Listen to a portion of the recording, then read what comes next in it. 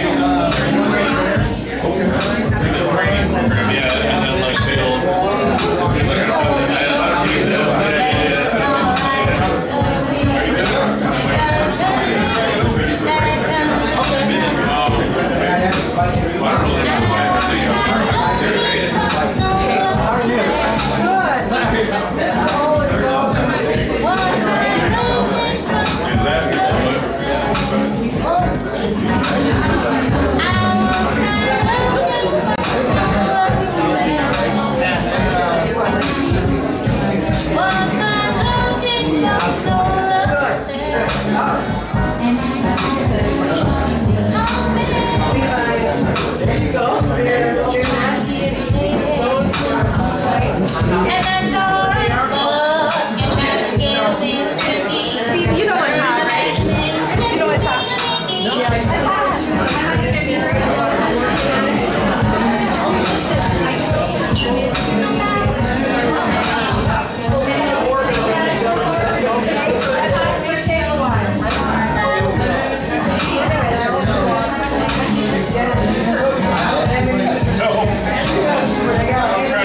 I'm trying to hide it.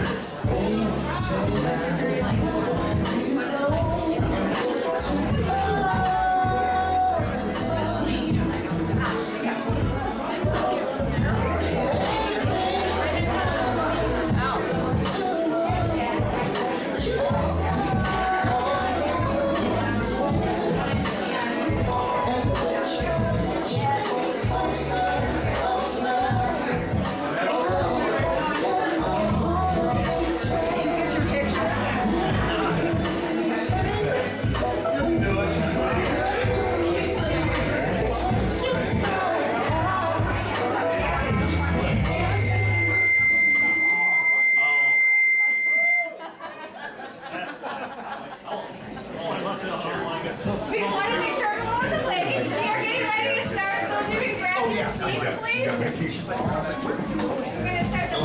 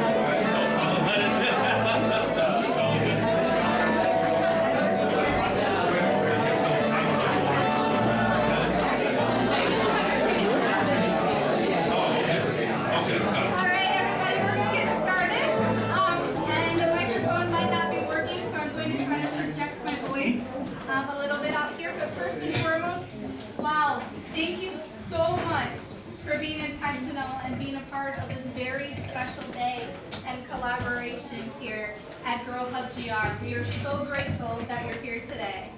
So let's start out the day by introducing the amazing artists who come to be here and sharing a little bit about the mission and vision, how this came to be. So I'm going to pass the mic to Stephen. All right, thank you. Hello, everyone. Welcome. Thank you guys for being here. Thank you for showing up. I really appreciate you guys' support and being here today. So, a little background on how Art Exchange got involved with this incredible, amazing event. I'm going to put this one down. You know, for this second. Because there's some, not the audio person's technician. I'm not even sure if I need a microphone, but we were participating in an event with the Grand Rapids Art Museum. And we were promoting African American artists or artists of color here in the West Michigan community. And then through that event, we met Stephanie.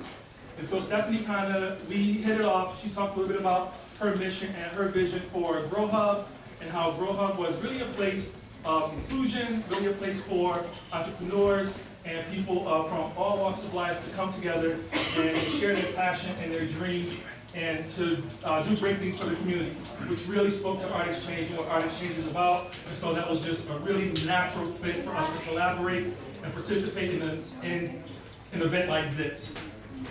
Unity and purpose. And I thought, what a perfect opportunity to promote the arts, because the arts, that's kind of what it does innately. Well, the art is all about bringing the community together and bringing people together, and that's part of the reason why we are here today. And we are so grateful and thankful that we get to be here and participate. So thank you for that. Thank you very much. I would like to introduce some of the artists that I get to work with. I get the honor and the pleasure to work with on a regular basis.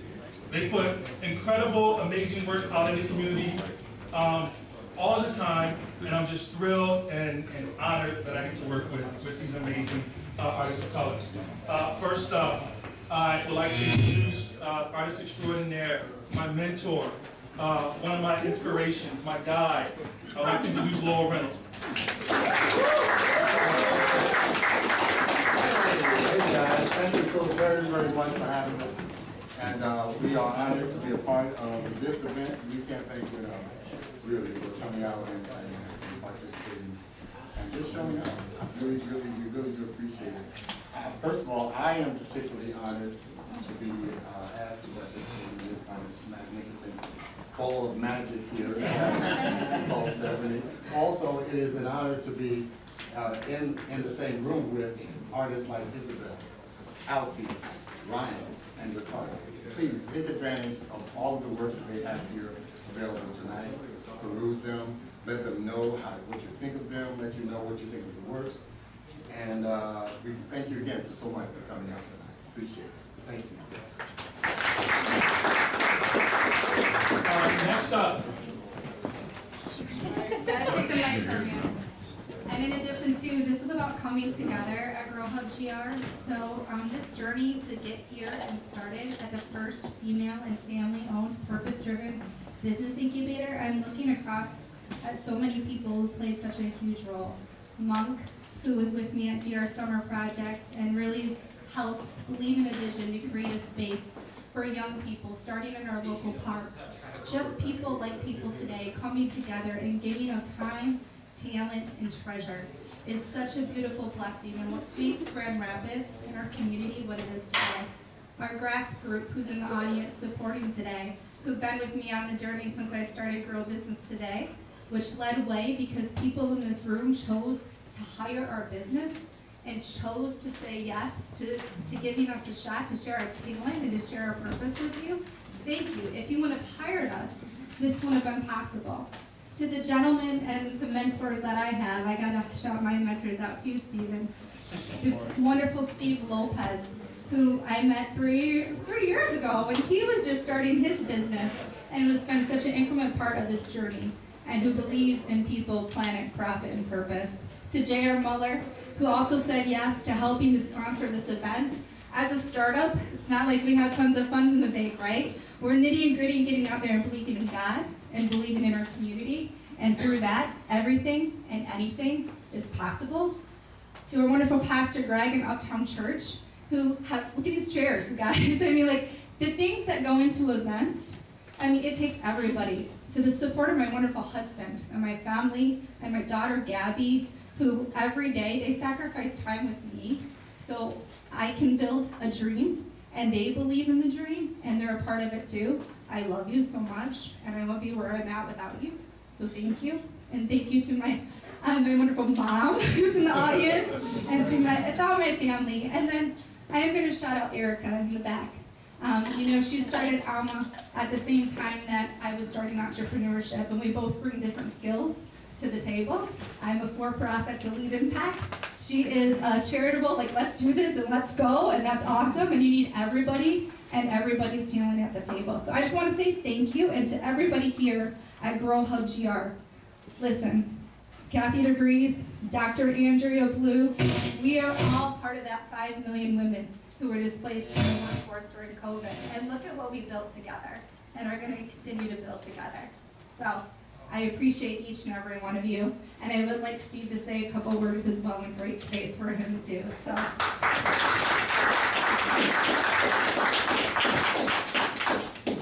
Thanks, Stephanie. Thank you so much. Grow Hub. Wow. When I met Stephanie 3 years ago, I told her, hey, I've been doing business for about 15 years over in Phoenix, Arizona, blah, blah, blah, blah, blah, blah, blah. I'm a big deal. And she says, okay, but you haven't done anything here in Grand Rapids and you know nobody. So why don't you know me? And I said, well, why don't I? The next thing I know, we start talking about not business. We talk about what creates business, and that's all of us. The conduit to business, the reason why business is business, why people do things and buy stuff and take their time to do other stuff than be with their family. It's all business. But at the end of the day, it's the community that grows that business. And the community vision that Stephanie and I share is so ingrained in diversity and culture, and understanding that the uniqueness that used to feel like division is the uniqueness that draws us together, and it's the curiosity that will keep us working together and having that every day, moving a little bit more with a conduit of somebody who has the energy that Stephanie has to bring the people together like she can, allows the energy for a community to grow more powerful than it started before, with more diversity and more action. And I've seen it happen in Phoenix, Arizona. I can see it happening here.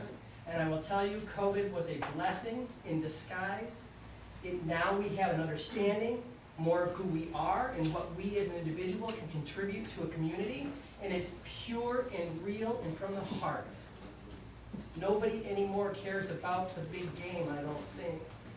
And everybody that I talked to when I was in Phoenix before, I used to mentor entrepreneurs, young entrepreneurs from ASU. And they would come in, they would say, oh, well, what's the big deal? What do I have to think about? Do I have to think about money, money, money, money, money, money, money, money? I said, no. The thing you have to think about is, what can you, as a person, sow from your seeds and give out to somebody else and allow them to take those seeds and sow? That's what you can do. What can I do? I don't know. But I will tell you, at the end of the day, a group of all of us that don't know, pretty much by the end of that day, have a good idea of what we can do. So that's really the reason why I chose to come back to Michigan, was to find an environment and a place that was raw, that didn't have that churning movement yet. And once I met this woman, I knew I made the right decision for myself.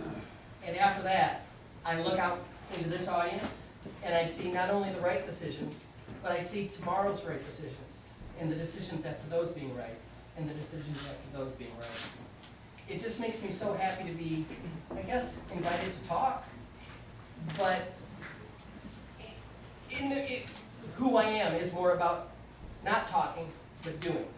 So with Stephanie, and with who she is, I want to make sure that she continues her path forward. And I want to make sure that I'm a member for as long as she's around. to help this place to become what it can be, what it should be, what it's intended to be. A home for everyone. Not just one person, not just a few, but a home for everyone.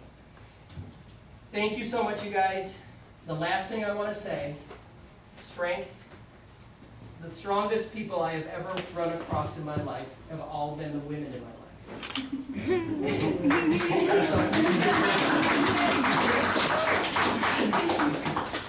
Thank you, Steve. And we are here today, not just because of the space, but because of art. Art has the power, as does music, to bring all people, all cultures together. And I'm honored today to share space with the talent that we have in this room. So let's introduce our local artists, and please show some love. Show some love, not just by clapping, but there's art for sale today, everybody!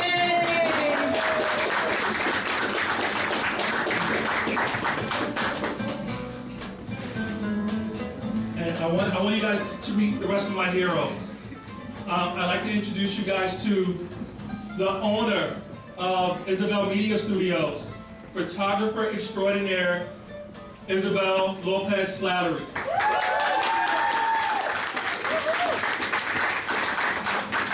I say this every time I get to introduce this gentleman. I'm a fan. I fanboy out over this guy all the time. I follow him on Instagram, Twitter. I stalk him. He's phenomenal. He's international. Vogue, Italy. This gentleman is Mr. Alfil Reeves, guys.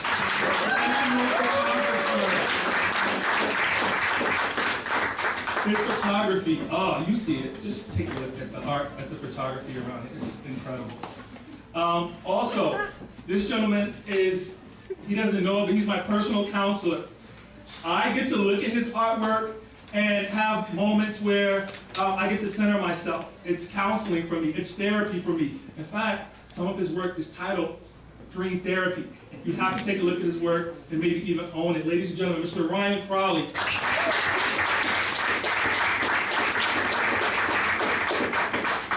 Is it Reverend Ricardo? Is it Pastor Ricardo? Okay.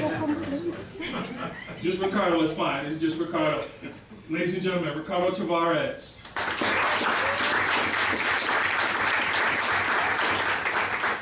And let me tell you, there was a situation with his artwork, no hide, with Stephanie. So we are curating the space, and I just want to give you some background on some of his work. In fact, it's this piece right here. So we're curating the space, and we're hanging some of the artwork, and Stephanie walked past Ricardo's work, and she was taken aback by it. She was like, wait a minute. And it made her feel some kind of way.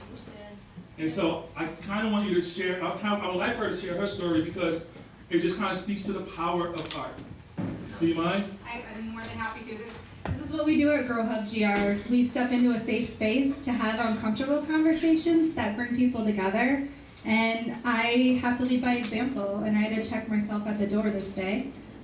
Because here we are talking about how art brings up emotion and so many feelings, and somebody can look at a piece of art and 10 others see it a totally different way based on their own lived experience, which is all about diversity, inclusion, and equity. We all bring our whole self, at least we should, to every table. We should have safe space to do that. And art is a great conversation starter. So this specific day, here we are, and I'm through the journey of life, you know, get into where we are today. I look at this picture, and it made me feel so uncomfortable. Ella Hacienda. Because of past trauma. Yeah. And I looked at her eyes, and I felt and went back to a place where I felt vulnerable, and I didn't feel safe. And it totally took me aback. And I had to step away. And I actually at one point said to Lowell, brother, I don't think I can have this in this space. It doesn't feel safe. And we went over there to the little congregation area, we sat down, and we put our feet up, and thank you, because he stepped into a space and shared a story with me. My daughter Gabby saw the blue painting that Lowell did, and she loved it, and she felt so empowered by it. But then I learned a story about Lowell. Do you mind sharing that story about that painting and what brought us together in there, a little piece of it? All about blue water. Yeah. maybe just the highlight, cliff notes. Not the whole in-depth. I don't want to make you uncomfortable. But, Bridge. Too late. okay. Well, Anthony here. Come on. It was, first of all, that day, I understood why you felt the way you felt about that, about the conversation. And I understood where you were coming from. But I didn't want Blue Water Bat, which is out there, or sale, either way, to have the same effect on me. But I appreciated, I just didn't think that you saw the artistic integrity of this piece as opposed to, and I'm glad that you expounded on the emotion, but there was some artistic integrity that I thought you kind of missed Yes. about the piece. As far as Blue Water Bath, we've all taken a very, very, very soothing and comfortable bath, all of us. It's our I'm probably dating myself, but it's our Calgon taking it away. You guys remember that, right? Yeah. Calgon taking it away. It's our Calgon, and you don't have to use a bath to be taken away. You can use any type of space, safe space, that you might need or that you might require to feel safe, to take you away. So that's how Blue Water Bath came about. It was a safe space for her. And I think the model that posed for Ricardo's piece, she felt safe Yes. in posing Yes. for that. And the beautiful story too of this painting is I could not sleep. So I'm a person, if I can't, I always have to go to bed and feel really good about hanging my head on a pillow, right? Like, no, I finished my day with integrity, I did the right things. And I remember this specific day, I really had a hard time sleeping because I'm like, no, you have to have this piece, Stephanie. You have to have this piece at Grow Up GR. You can't not.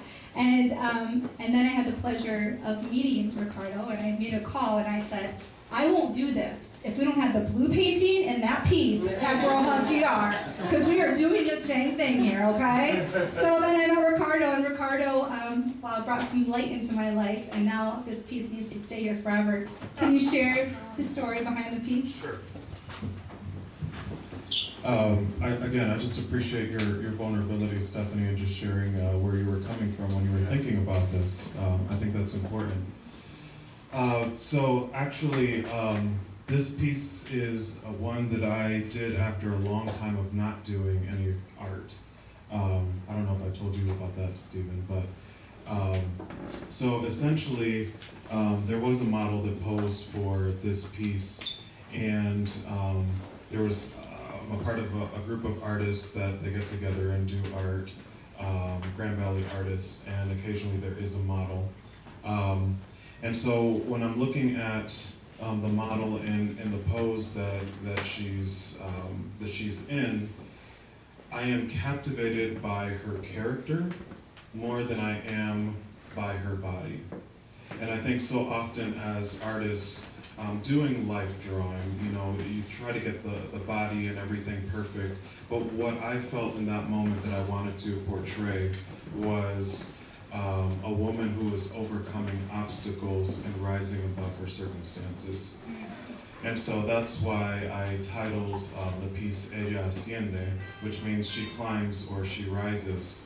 And I chose to leave her body as kind of like an outline and a shadow rather than delving into that. I wanted to focus on the character and her determination to move up.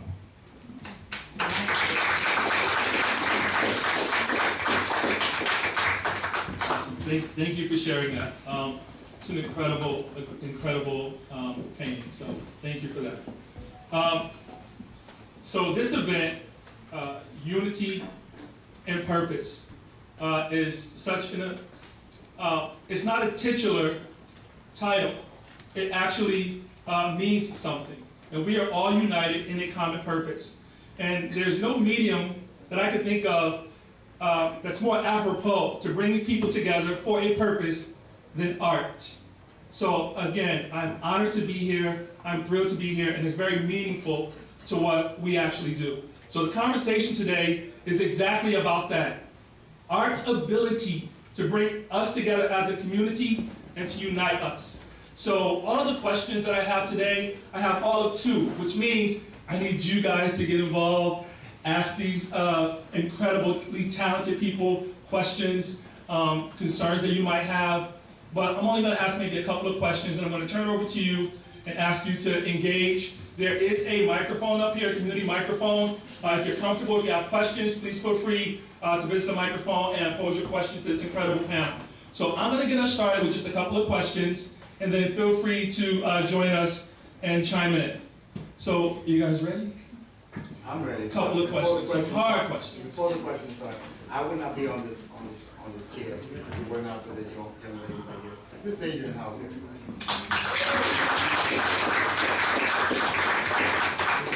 Yeah, so Adrian is also a co-founder for Art Exchange, and we just kind of launched Art Exchange together. I'm sorry. She's also my significant other, so I'm going to hear about this. Not cool. Not cool. I wasn't. She's the cog, man, and the wheel, man. Absolutely. She's my better 5/8, for anybody that does math. So here's my first question to you. One of the questions that I have is, why are art-based communities so important? Why do we need communities that's dedicated and committed and focused on preserving and supporting artistic endeavors? Oh my goodness. Where do I start? We're gonna go down. I would like to hear from everybody. So let's go down the line. Lowell, Ryan, Isabel, Ricardo, and then Alfield. I'm so excited to hear what this is has to say.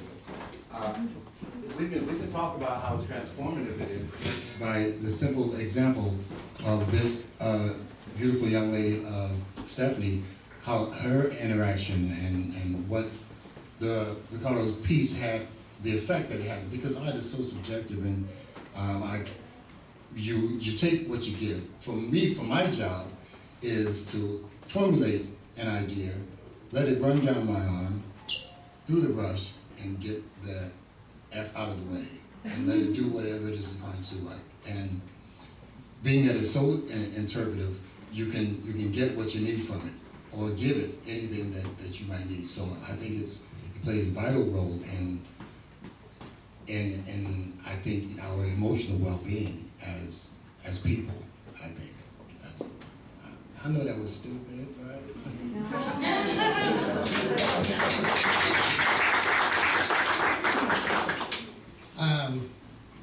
for me, the community and accepting the artwork that I make is where I feel it's an opportunity for people to kind of jump on board with what I made.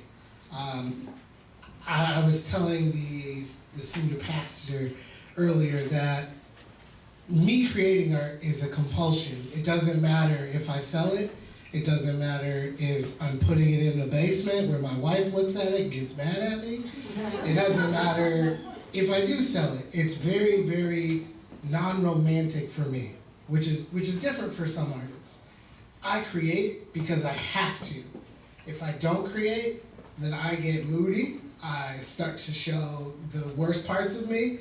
And the people that truly understand how much art affects my daily life, they tell me, you need to go, put your hand on the brush and get out of my face. So I typically try to do that every day. And with some of my pieces, it's just those layers of the day being built upon each other, and it's my diary. So I share my diary, but nobody can read it because it's mine.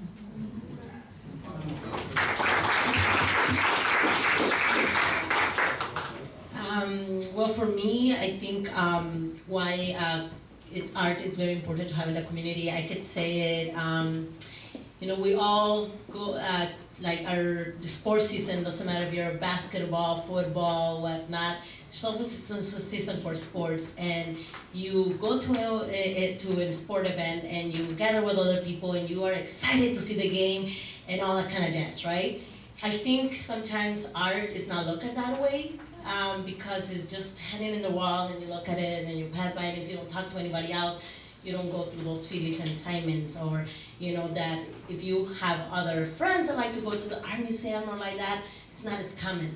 And for me, it's important to have it in the community because art is something that brings those same feelings that sports brings to ourselves. It's not only like starting conversations. For me, it's a way to, the way I look at it in youth, in schools, it's a way to express themselves, to express either with a photograph, with a painting, how they're feeling, what they're going through, and maybe somebody can relate to that. And I think as humans, we always try to find somebody out there that can relate to either a situation we're going through, a phase that we're going through. When I started participating in art exchange, for me it was something very different. The first time that actually Adrian and Steve invited me to participate, I thought about it really long time because as a photographer in my company is based on capturing special moments and headshots and all that kind of stuff. But when you're displaying, you're photographing because you are expressing a feeling, a thought, or a phase that you're going through. That was basically the series of my photographs, Faces of the Moon. It was to express, as humans, faces that we go through. We embrace beautiful faces, such as senior graduations and weddings and engagements and such as promotions. But what happens when you tell someone, I'm going through a divorce and it really feels really bad. Or we often don't say to someone, I really don't feel good. I feel sad today. And that is also a phase, and to understand that is also a phase. So for me, art is that. It's important to have it in the community, to have an opportunity to learn about ourselves, to learn about others, and to have those connections and celebrate and being able to express a part of ourselves and learn about others.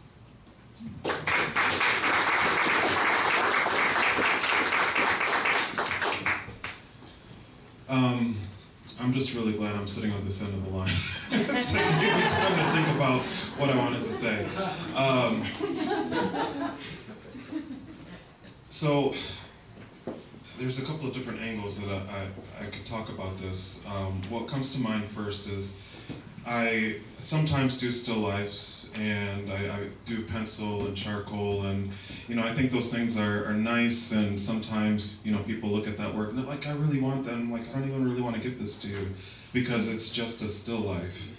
The kind of art that moves me and the kind of art that I feel like we're talking about today is the kind that makes people reflect on their own personal state as well as the state of a culture and of a community. So I think we need art because it causes us to look at things in a way that perhaps we haven't considered before, or to see it through a different perspective, or to step into someone's pain just a little bit, or into someone's happiness or joy. So it's the reason why sometimes there are banned books, right, or banned photography, because it's provocative and it moves people to think in freer and in different ways. So I think we really need art because we need moments of reflection.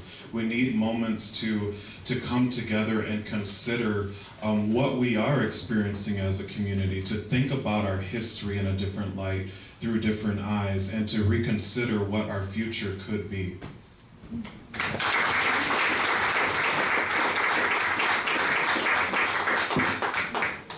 For me, two words come to mind, community and therapy. I think for me, art has been a form of therapy in terms of being able to express how I feel, express what I'm going through, or even express what I might see in the community.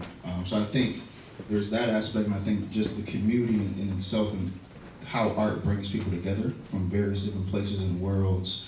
I think for me, that's one of my favorite parts of art is like I get to meet people from different perspectives, different backgrounds, and I think that in itself allows us to learn things and grow, and also be able to be exposed to things that we're not normally exposed to as well. So.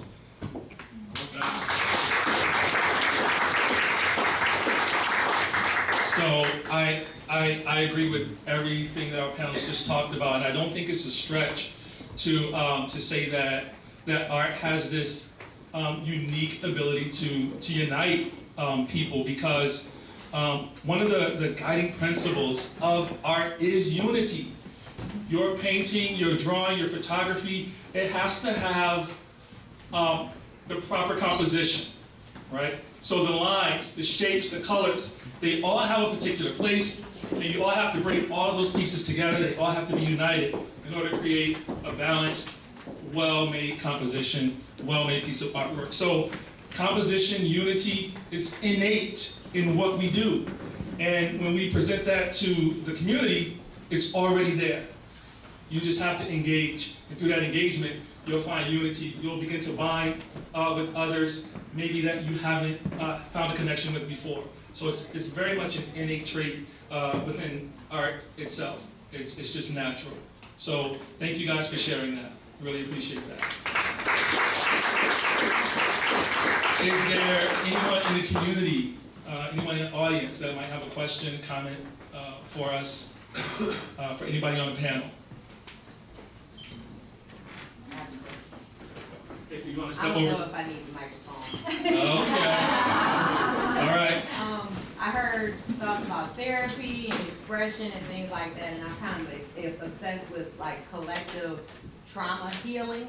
And I just want to know if artists can speak to how you take from individual therapy to collective community healing, if it's possible. How would you like to see it done? On a larger Excellent. scale? Excellent. Love it. We're going to start on this end this time. I'll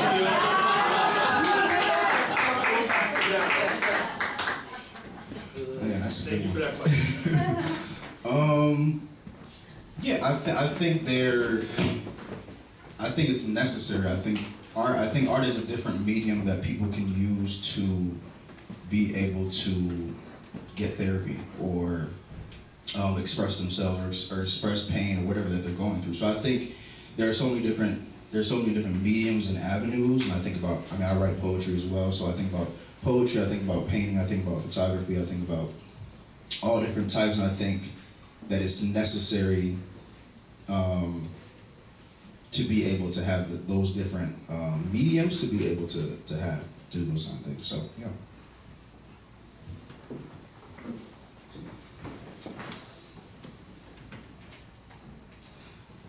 I don't have an explanation for it, but maybe just an example of how this could be helpful and work.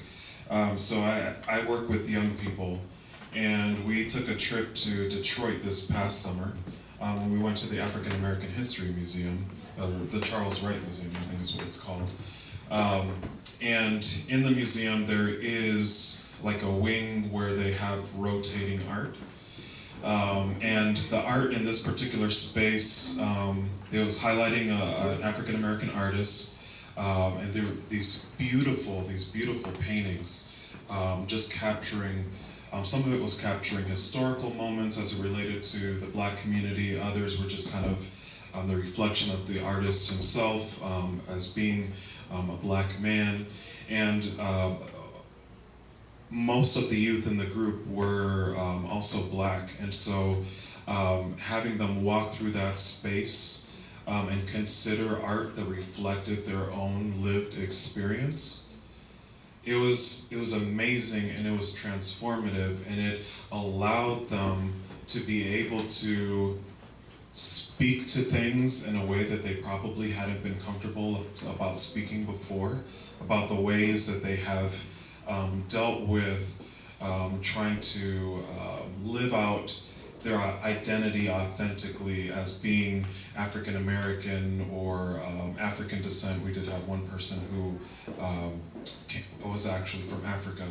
And so it was amazing to see them talk about the oppression they felt, the hope that they were longing for, and just use art as the medium to be able to express their longing, their pain, and their concerns. So I'm not a therapist. I cannot tell you much more about like how a therapy could come through art, only that I've witnessed it and that I've seen it, and I think it's an avenue that we need to continue exploring.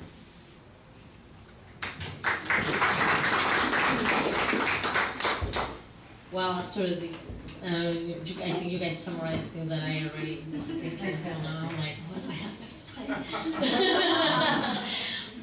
I guess I would pick in that aspect of it. You asked how do you like get to see it reflected in the community.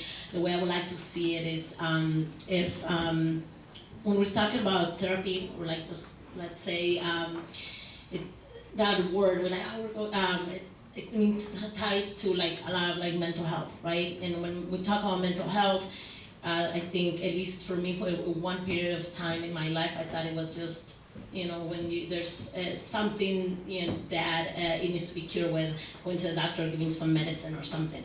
But mental health for me, like after being in the community, learning about all aspects of what it is mental health, things that we don't talk about. I could say, for example, with me, right now, how our youth is growing up, right, with social media. The positives and negatives, all right? Negatives is that these new generations, we always see these great things about, you only post good things sometimes on Facebook, right? 90% of the time, or Instagram or whatnot. And how do we talk about those things that are not, like I said before, not so nice to talk about? When there's things going on with youth at their school, at their community, at their home. I think that's the most difficult one, right? When you have a young, a youth, that they're having a lot of trauma going on at home, and they don't know who to talk to. They don't know, who do I trust? And do I talk to my teacher? Do I not? Because my parents are gonna know. And how, for me, the way I would like to see art in schools is an outlet to express, to avoid kids maybe that they cut themselves because they don't know another way to express what they're feeling or they're thinking. So that's the way I would like to see maybe art being exposed in the community, being exposed more and embraced more in the schools as an outlet for our new generations to express themselves and to avoid other ways to express themselves that are not so healthy.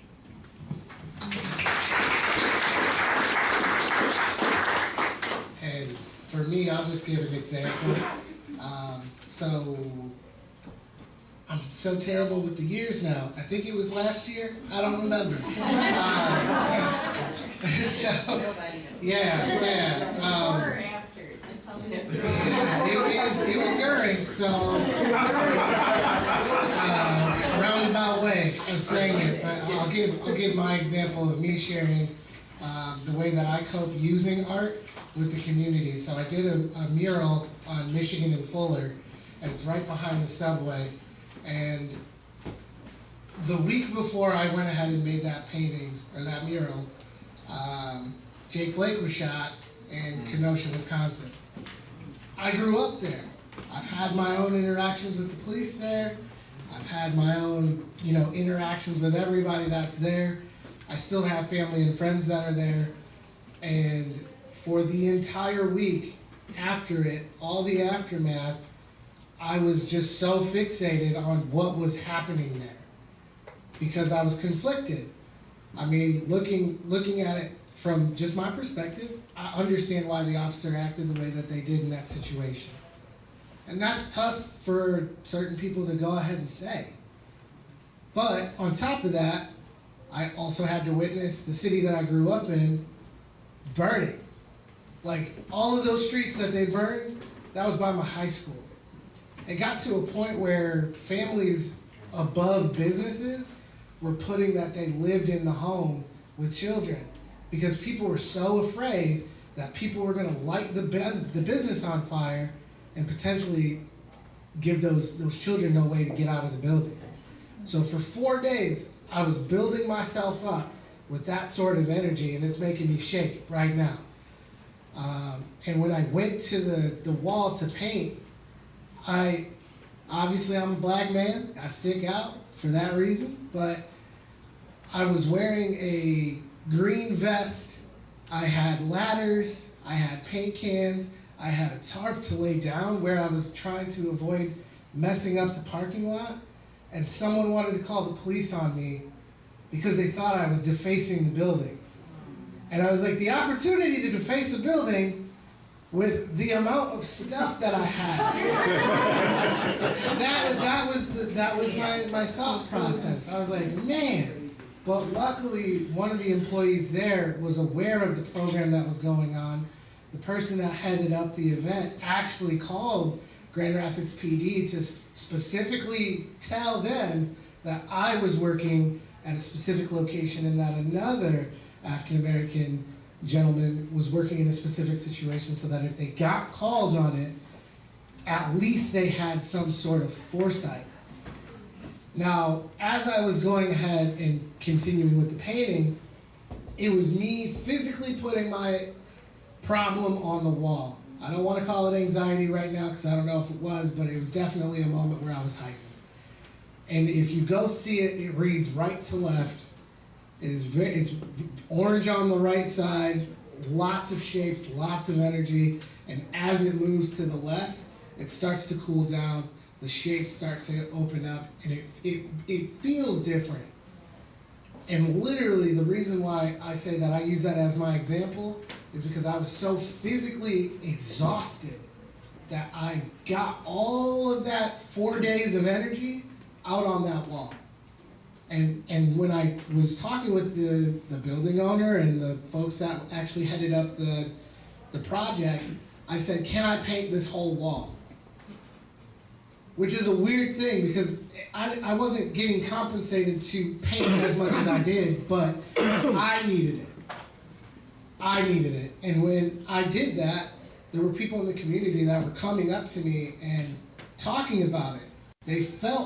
Some people felt that it was reading that way, that it was releasing all of this energy, this anxiety, this angst, all of that, and I didn't have to say anything to anybody. So that's my example of it.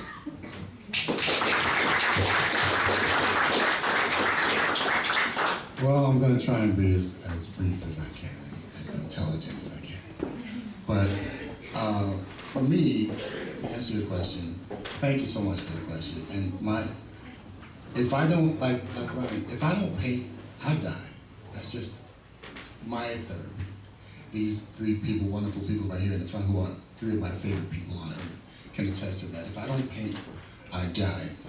With art, with music doesn't require an explanation.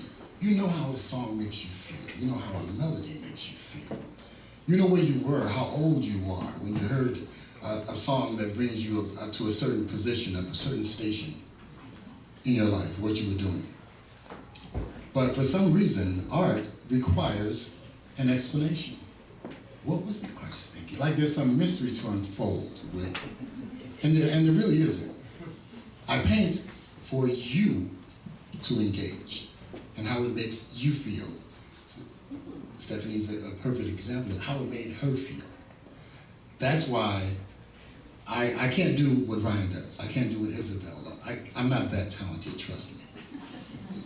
But it's for the community to have for it to affect the community the way that it affects me. I don't paint just I'm not like Ryan. I paint to sell, to be honest with you. But I wanted to affect you. I wanted to affect you.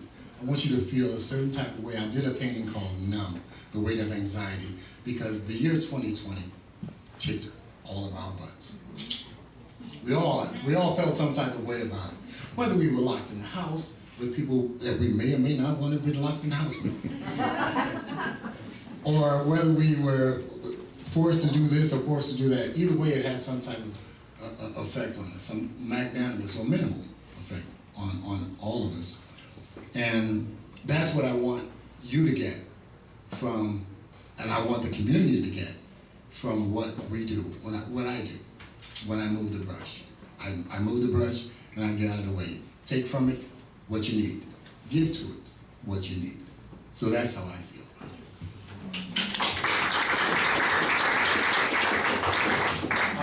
I want to take another moment to kind of prove that that these creators are heroes. In 2009, Gallup conducted a survey, and they asked, I think it was almost 50,000 people, one simple question: what attracts you to where you live? And I'm going to ask you guys that same question. Conventional wisdom would say what? What attracts you to where you live? It's quiet. Quietness, maybe peace, serenity, calmness. That was number 10 on the list. Out of 10.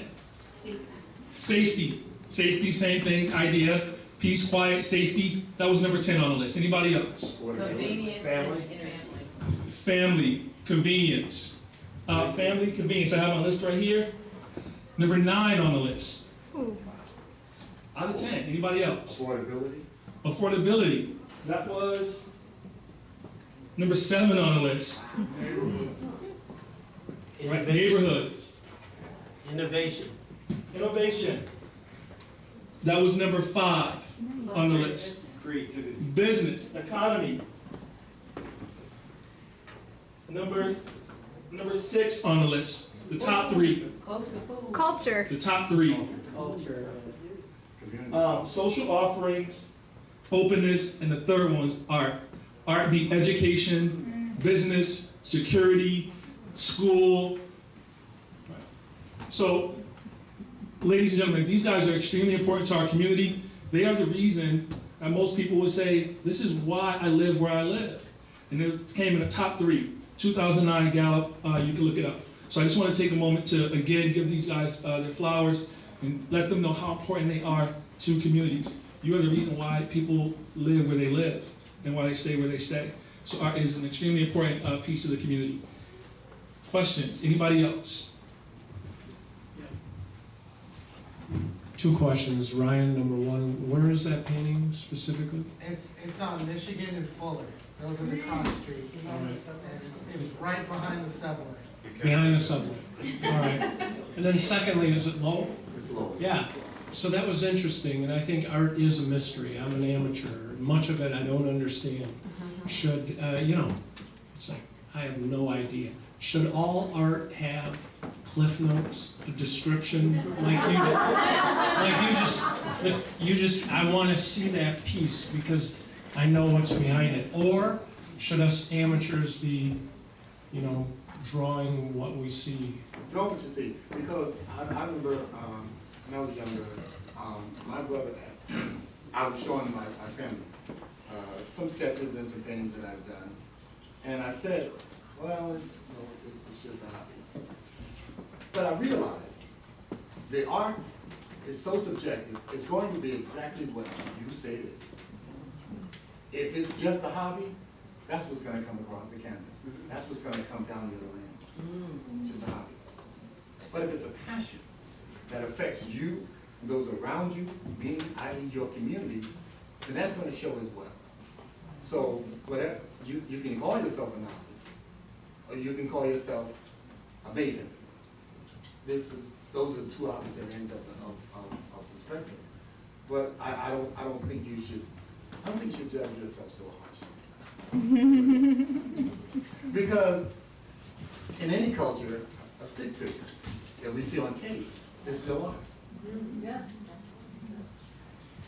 Yeah, I would, so I have a piece called Don't Touch My Hair. I think it might be in the front. It's a black girl where she's kind of putting her hand on her hair. And when I created it, the idea was a sense of protection. And I had it up at a gallery, I think a couple of years ago, and I had somebody come up to me and said, and their interpretation of it was nurturing.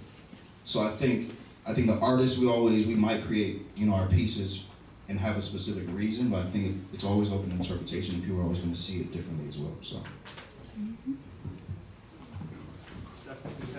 I actually do have a question, because you highlighted a really important thing about bringing community together in economics, which I think we all care about in this community, right? And you said art was number 3 on the list, which I believe. And something that touches my heart, and I would like to be a part, and I think there's a lot of people in the room today that would like to see this change, is that in our school systems, arts and music are the first things cut for our kids. How, as a community, as experts in the arts industry, can we work together to change that and build that better in the future?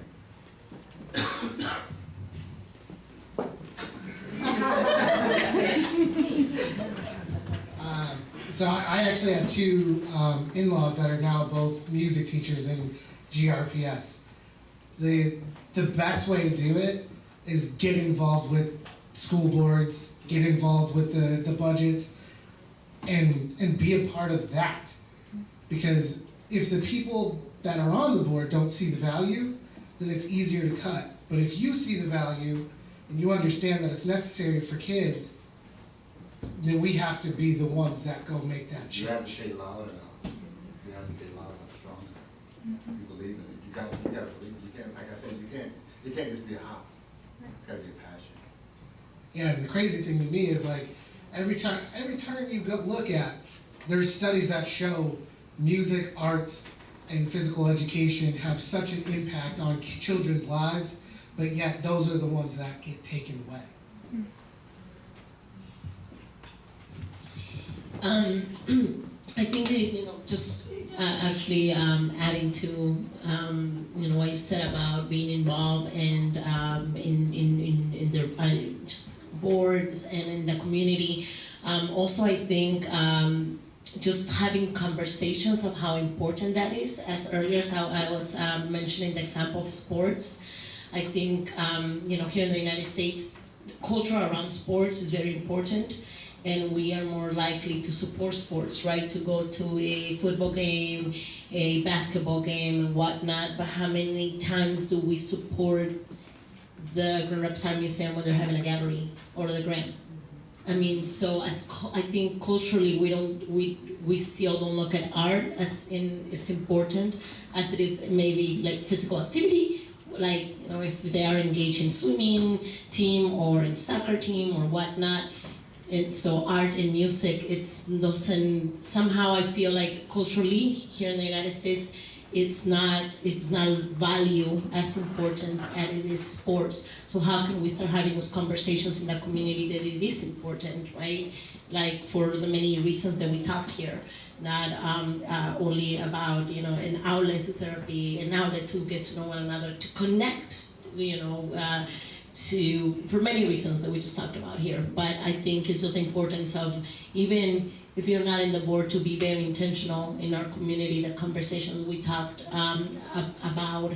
And I feel it's a domino effect. Sometimes talking to one person, you don't know how that person is going to talk to another person, and it's a domino effect. So don't think that just because you're not going to the board and that you don't have the time to be in a community event, support art, maybe just by talking, like I said, with someone else about the importance, maybe you don't know how that will take, like I said, that domino effect, and that other person will get involved. I just want to add just a couple of thoughts. We gotta invest in where we say our values are, right? So put dollars behind it, right? If it's not happening at the school, what can we do as a community to make sure that this keeps going in some way, some shape, or some form? Just because it gets cut at the public school doesn't mean that it can't exist. Perhaps we've depended on that for too long and too much. That being said, please do advocate for it to remain in the schools, because it is important. I remember my second grade art teacher. I don't remember half of what happened in elementary school, but I remember my second grade art teacher. His name was Herschel Turner. He was a black man who specialized in making portraits of black cowboys. And I can guarantee you that him being involved in the school system at that time in my life has impacted who I am today and why I do what I do. The arts are important for young people, for youth, for children, and also for adults in general. And I really think that we need to continue to invest in it and say that we invest in it, not just with words, but with action and with money. Did you have a question? I don't have a question, I think I would just follow up a little bit. I agree that I think art and music obviously creates a foundation for your younger generation. But you talk about getting on the boards, I think it becomes a point where the community has to get more vocal, because you look at like the Kent ISD, who operate the purse strings to almost all of the local districts, and those board members are appointed for life.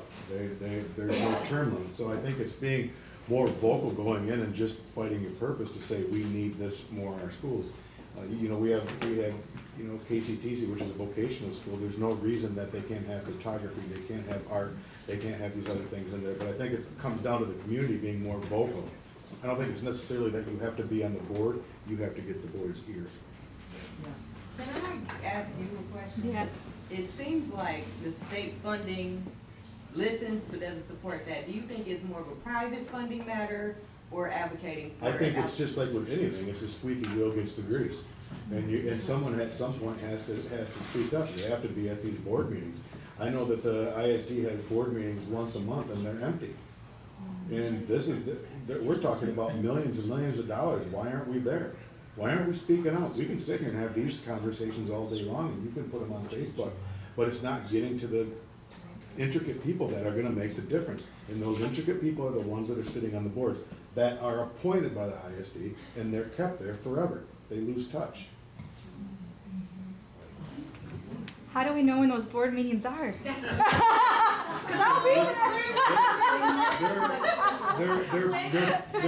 They're public notice. Anybody that I think works for the school system, I think all the board, they have to be, they're open to the public, and they're announced when they're gonna be, and they'll give their agenda, what they're gonna have on there. But if you look at some of these, I've been to a few myself, and I look at it and go, this is not where money is even being used. And I just think that it comes down to the parents, the community. You have to be vocal. If you want change, you have to be vocal. I always say the squeaky wheel gets the grease, and the career that I come from, that's true. That's very true.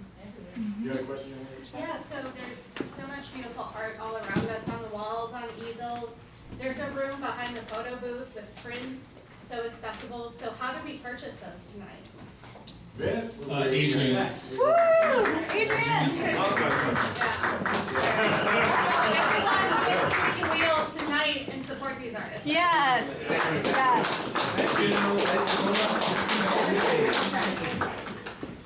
Thank you guys so much. Okay. Oh, sorry. My wheels are turning, boy. I'm like so jammed up right now. I can't even stop. She's gonna go get a coloring book. You got me with board meetings, Eddie. I love you, baby, but I'm like, whew. Well, thank you so much for everybody for coming out tonight to support our local artists and Grow Hub GR. We want to do many more events like this, and it takes a collective and a group to do it. A lot of the things we talked about today, we have the hearts in this room, we have the talents in this room, we have business owners in this room, we have banking institutions, I'm looking at you, sir, hello, in this room.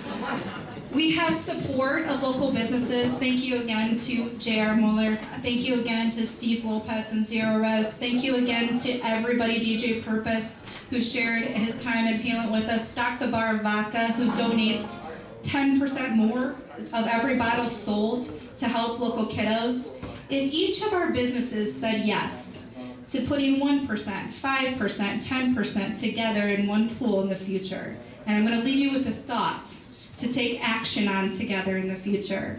What change could we make? How could we rally and be the leaders for our local art community, for our local music?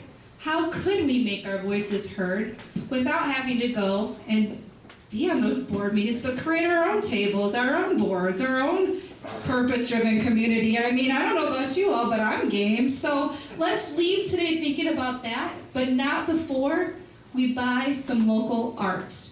Because it's another thing to say, and action speaks way louder than words, you guys. So how you buy the local art today, when you walked into that first table, there's a list of all of the artists' work. Their title, there's a little code that you hold your cell phone up to and it will scan and take you right to the place where you can purchase or learn more about the work.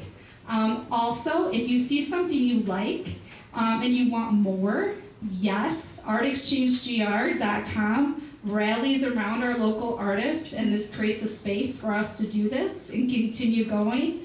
And our goal next year is, can I say it, Stephen? I'm going to put it out in this world because I know when we say it, Lord provides, right? I know the universe listens. I know people show up. But this whole building, 565th Street, is one of the oldest buildings in downtown Grand Rapids. The history in this building and what's emerged from here, from economic development, impact, from business communities thriving and international, is pretty huge. But more importantly, we're family businesses in here. We all started from a seed, just like Grow Hub GR starting from a seed, just like Art Exchange GR starting from a seed. So next year, let's make all of this building transformed into the world-class local art hub that Art Exchange GR has a dream and a vision to build and bring here to Grand Rapids. It sounds like a perfect idea to me, right? So thank you for everything tonight. And in closing, let's go look and buy some local art.